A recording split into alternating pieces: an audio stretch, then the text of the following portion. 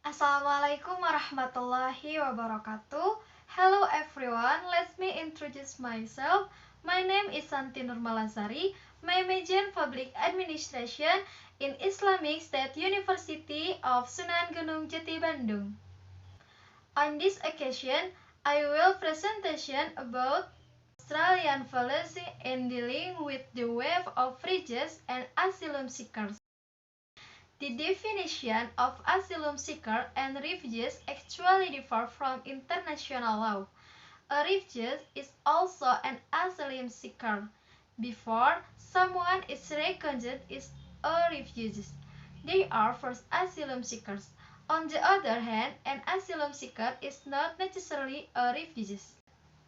Historically, the word asylum originates from the Greek word asylum or asylum in Latin, which is defined as inviolable place where someone who is being killed looks for shelter.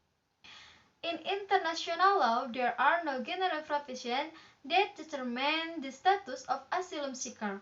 However, as a guideline regarding the status of asylum seeker, they can adhere to Article 1, paragraph T of the UN, the Declaration on Territorial Asylum, which read, assessing the reason for granting asylum is the responsibility of the state granting asylum. Background to the implementation of Australian policy in tackling the wave of refugees and asylum seekers.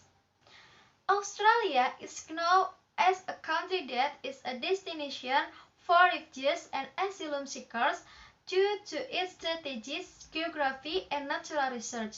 In addition, Australia is also one of the countries that signed the 1951 Refugees Convention, which obliged Australia to apply the principle of non-refoulement and requires Australia to be sympathetic and open its territory refugees and asylum seekers from other countries.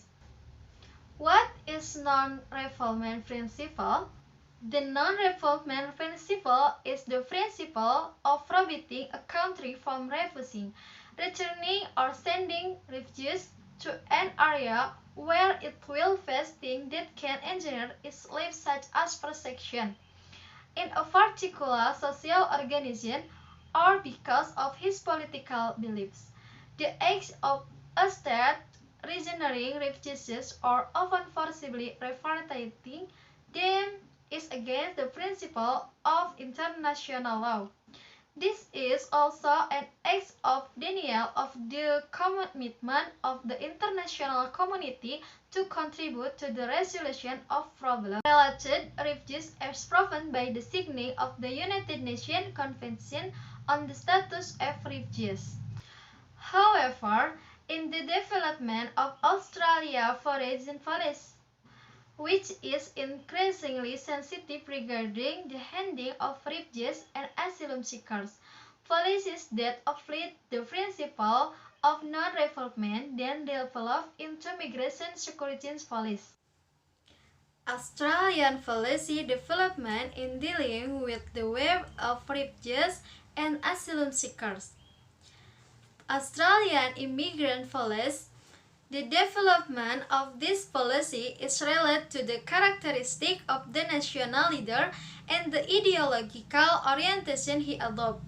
The policies of the Labour Party were generally more progressive. This is due to the social construction of the Australian Labour Party, which is dominated by the lower middle class, so that the policies taken always favor for labour rights and reject oppression.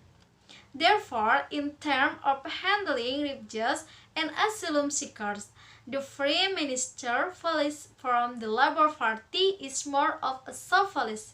Unlike the Labour Party social construction is dominated by the upper middle class and generally conservative.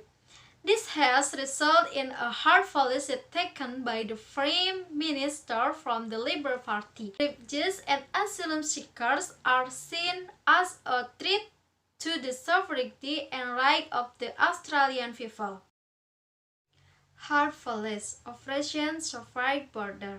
Operation Sovereign Border (USB), which was initiated and implemented during the regime of Prime Minister Tony Abbott in 2019 and re-implemented by Prime Minister Scott Morrison 2018 to present.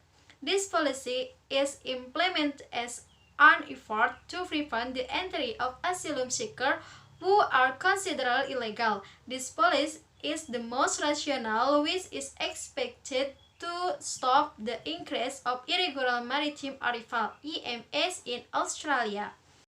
The implementation of the Operation Sovereign Border (OSB) policy involves the Australian Navy, which is tasked with 1. Conducting patrol on the border of Australia, intercept the boats carrying asylum seekers, sweeping the dangerous boat with more sophisticated lifeboats. 4. Diverting these asylum seekers back to the water of nearby countries such as Indonesia and Papua New Guinea (PNG). Operation Sovereign Border (USB) was created because the Australian government under Prime Minister Scott Morrison believed that asylum seekers who come to Australia were not fully victims of security threats in their home countries, such as war of discrimination or other threats. Through its immigration department, namely the Department of Immigration and Citizenship, the Australian government has decided that the presence of asylum seekers arriving by boat is considered illegal. The high flow of arrival of asylum seekers that continue to occur is very disturbing for the state of Australia, because the number continues to increase from year to year, especially boat people, and it is feared that it will disturb its national stability. In this Operation Sovereign Borders policy, a Joint Against Sea Task Force (JITF) has been established to ensure the effort of all governments to combat people smuggling and protect Australia's border. The Joint Against Sea Task Force is supported by the Major Operational Task Group, 1. Disturbance and Prevention Task Group led by the Australian Federal Police, the Detection, Interception and Transport Task Force led by Australian Customs and Border Protection Service, which include Border Protection Command. 3. The Offshore Detention and Return Task Force led by the Department of Immigration and Border Protection. This policy itself is a civilian law and government operation, but in the application of the OSB policy to stop boats carrying asylum seekers, this policy adopts a military structure. Operation Sovereign Border Police was created for several reasons. Among them are prevention of transnational crime, protect border, and to avoid excessive as the Australian government budget in dealing with asylum seekers. Thank you for attention. Akhirul kalam. Wassalamualaikum warahmatullahi wabarakatuh.